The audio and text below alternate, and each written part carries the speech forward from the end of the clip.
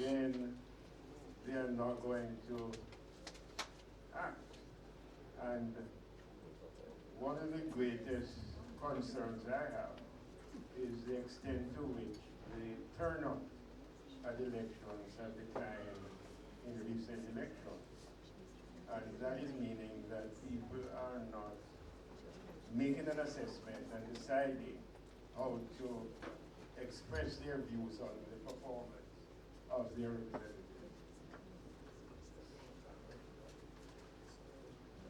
Thank you very much, Dr. Barnett. Mr. Williams, that answers your question?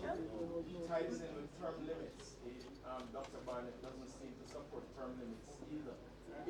If we're having... Hold on a second. If we're suffering from... Hold on a second, please.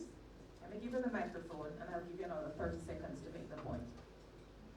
If we're having declining voter turnout, why must we then wait? Why don't implement term limits then? Because it ties with it. If we have no electorate to go out, to remove or to vote in a context of voter apathy, then we are tied with a system that there's absolutely no way other than taking to the streets and blocking roads to tell the government that we're dissatisfied. Right. Dr. Barnett. Over the term limits, who will say when that term comes to an end? If it is a normal term, and the term limits really mean that a person can only serve one term or two terms. So that what you get is that Obama is replaced by Trump. Right? So that it's not necessarily a workable system to ensure performance or honesty in administration. Because term limits mean that you stop a person from serving whether or not they have served efficiently and honestly. And that is why it is an automatic termination and not an assessment of performance.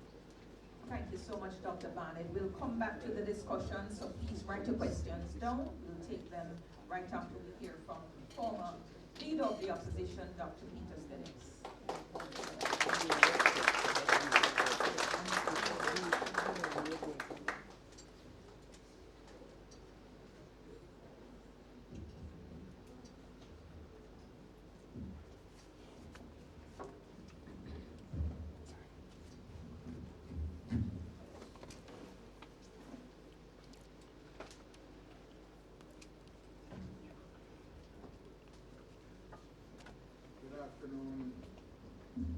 Ladies and gentlemen, let me at the outset recognize the Honorable Minister, President of the Court of Appeal, President of the Bar, Principal of Norman Manley Law School, my colleague on this panel, Honorable Lloyd Barnett, Senator Motley, Honorable Justice Hilary Phillips, retired, and I suppose in many hats, Mr. Justice, former Minister Small, P. Small, member of the Constitutional Reform Committee.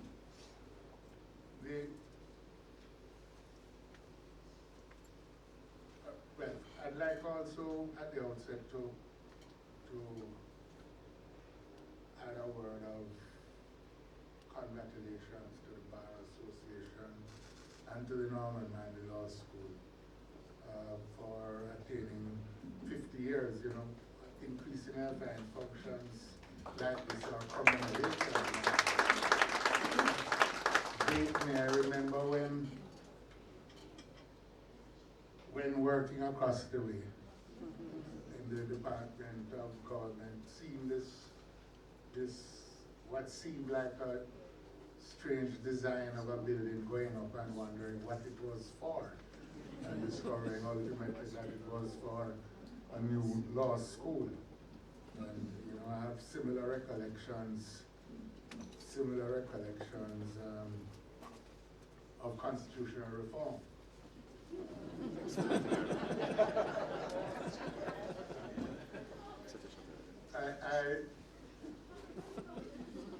are many dates from which one could assign as the beginning of the current process.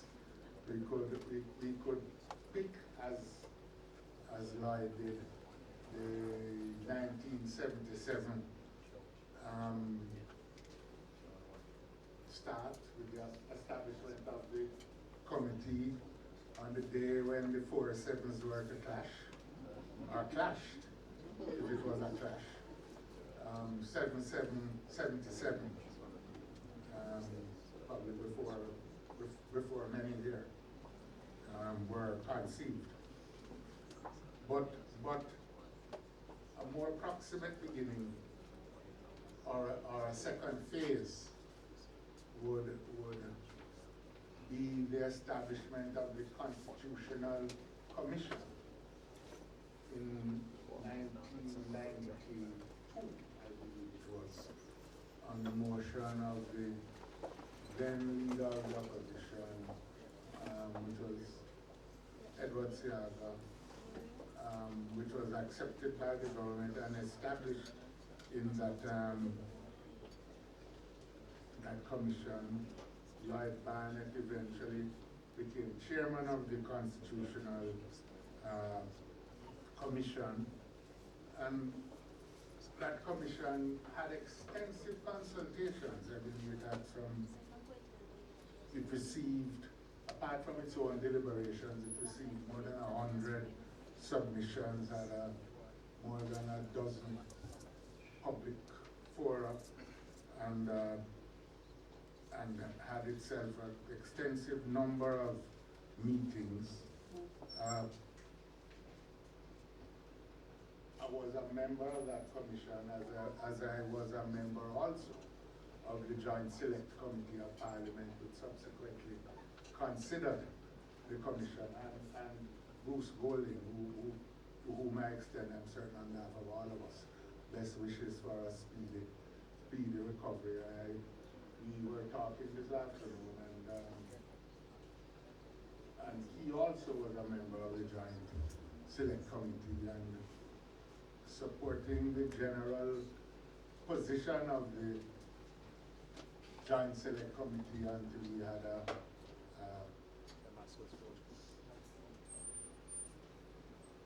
I was going to say a revelation, but it was probably more of a flirtation with the notion of the executive presidency. But given all that history, nevertheless, and being then a young member of the Joint Select Committee, I believe that the deliberations of that Joint Select Committee of 1995, which reported in 1995, constitutes a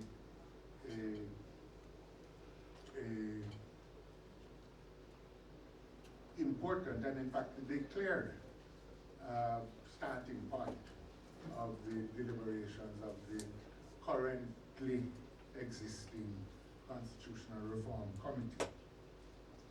And I think it's important to highlight many of the findings of that report.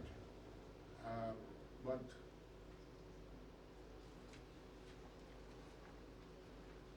I would hope that the report itself, as some issues have been raised, but it's a starting point, but not the ending point of the discussions in the Constitutional Reform Committee. But there are nevertheless, given the nature of the public debate that has arisen, I think there are some probably self-evident but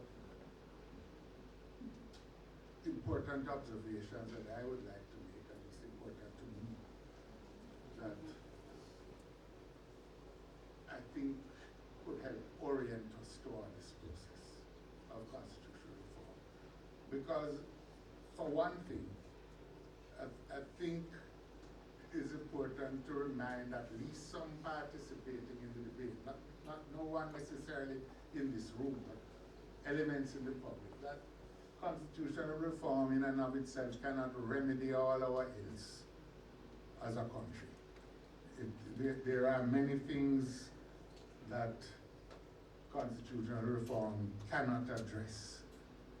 It can't address matters of fiscal policy, for example. It can't correct for bad policy making, should it occur.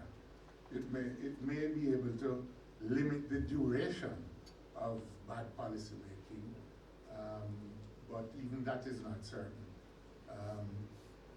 Nor can it end crime or any such thing. The Constitution, at best, can codify a national consensus as to the basic structure of government. It can provide for the rights of people and give legislative and legally sanctioned guarantees supporting those rights and the basic structure of government. You know, countries have prospered and have failed under a variety of constitutional arrangements. But what is important for us is for, at this point in time, is for us to be able to take stock of the 60-odd years of our experience of the current Constitution and try to ameliorate or correct for any of the particular deficiencies in the structure of governance that may be apparent and about which we can have some general agreement. Now, among the main features, in my view, of our experience in 62 till now is the issue of the lack of accountability that has existed as it relates to both members of the executive arm of government and members of the legislature. And we should try to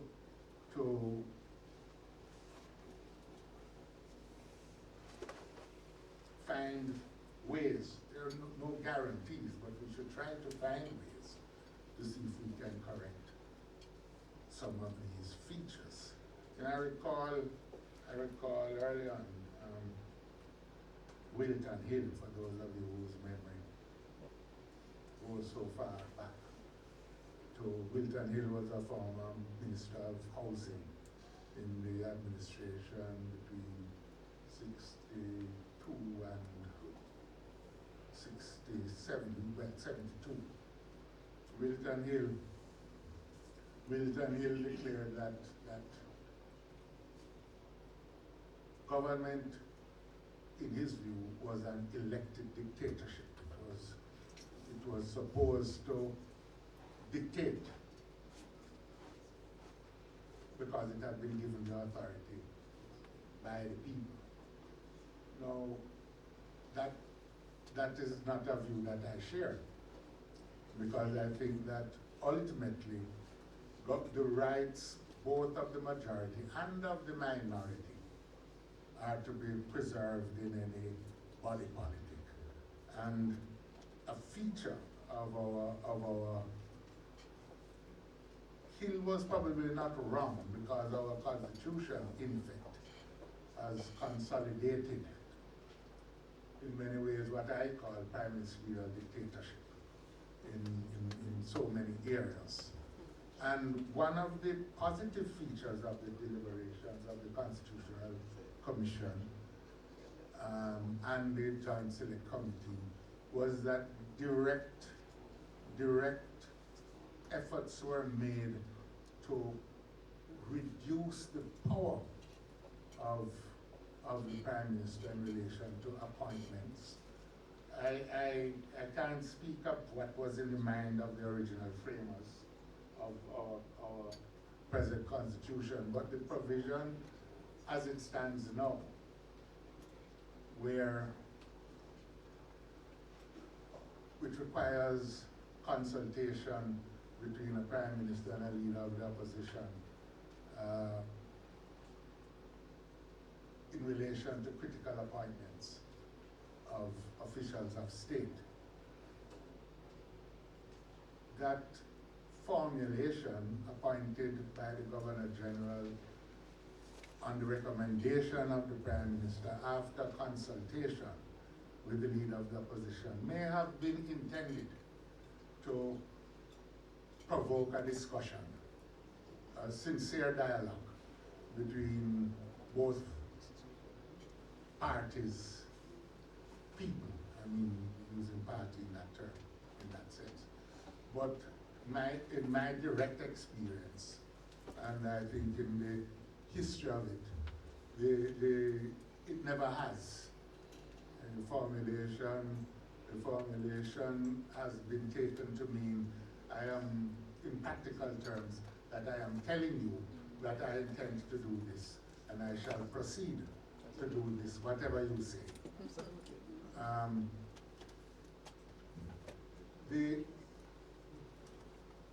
specific provisions made, or recommendations, decisions made by the Joint Select Committee made provision for critical posts, including the Judicial Services Commission, the membership of the Police Services Commission, and of the Public Service Commission, should be undertaken by the President after discussion with the Prime Minister and the leader of the opposition. It is an important departure from the current practice that is being recommended, but I think it would go a far way to create greater confidence in the institutions and the decisions emanating from those institutions as we go along. And this is not just a hope, a vain hope, because we have had the experience in relation to the Electoral Commission, as it is now, where the membership has been appointed, the so-called independent members, the selected members, as they are called, and they have, in fact, been, generally speaking, acceptable people, arrived at after, in many instances, after much painstaking consideration of possible candidates and an exhaustive process of consultation by governors general in the position to fill particular vacancies. And they have served the country well and the electoral process well and taken us away from it. And we have, there are further decisions that are made in this way, including the Integrity Commission, which is made in this way.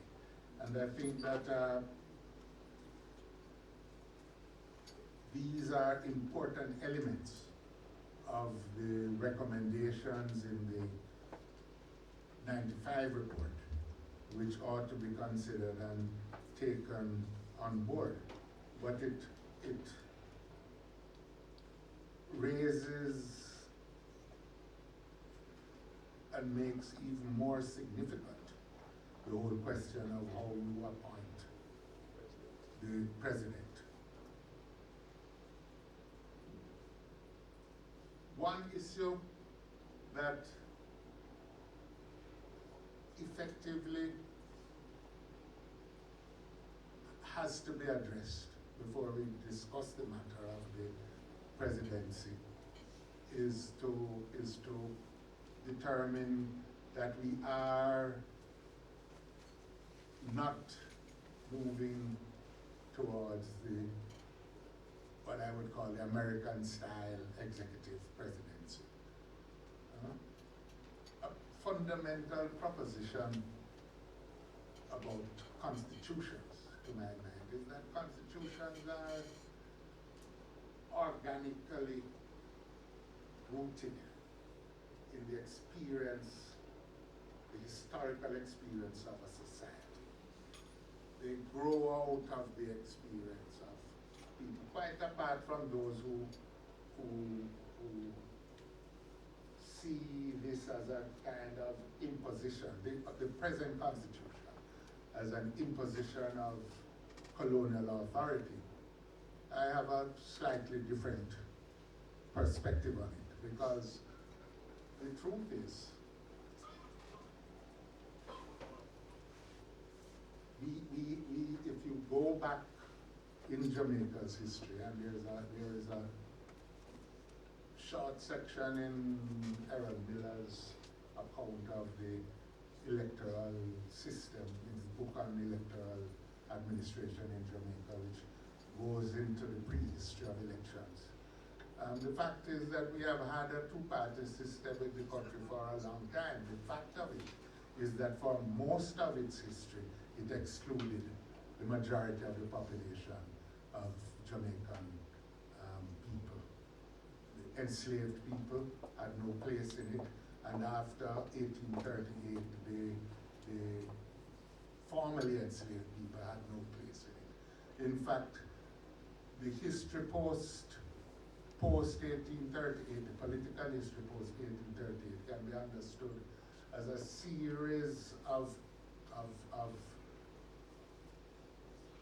protests and demands on the part of the majority population for inclusion in the system. Finally won, although with some gaps, but finally won only after widespread rebellion in 1938, which in the subsequent Moyne Commission led to the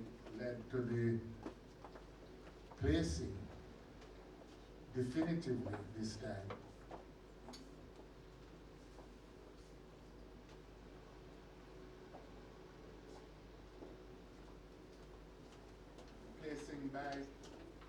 by Norman Manley of the matter of universal suffrage on the table for consideration by the colonial authorities.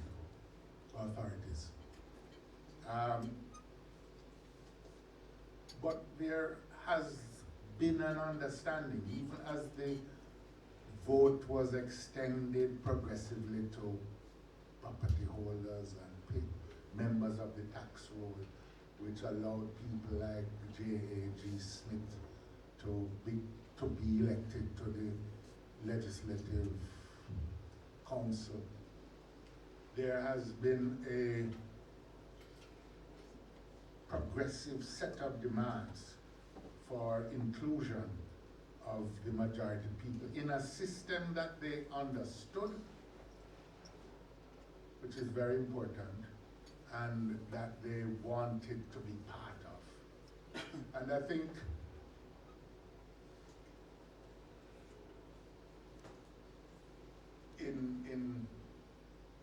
I presume it's an agreement with Lloyd, that there is good sense in having a notion of gradualism, if you will, of having a constitutional form which people understand and where they have a working knowledge of all the critical moving parts of our system. You know, those who would say, let us go to a constitutional order which allows a president, for example, to be at large to pick who would represent, who would hold the key positions of authority in a cabinet, appointed at large. Who then would a president be free to pick? The major funders of a party, the friends, cronies, and those who might advocate it are not alive sufficient to the fact that this is a place that we're coming from. When you had a literal oligarchy running affairs in the country prior to 1944, before universal adult suffrage. And so I think that where that leaves me is that we are generally accepting that the proposition that what we are seeking is essentially a parliamentary republic. And I think that there is widespread agreement among the interested, because I don't know if we have plumbed the public views generally.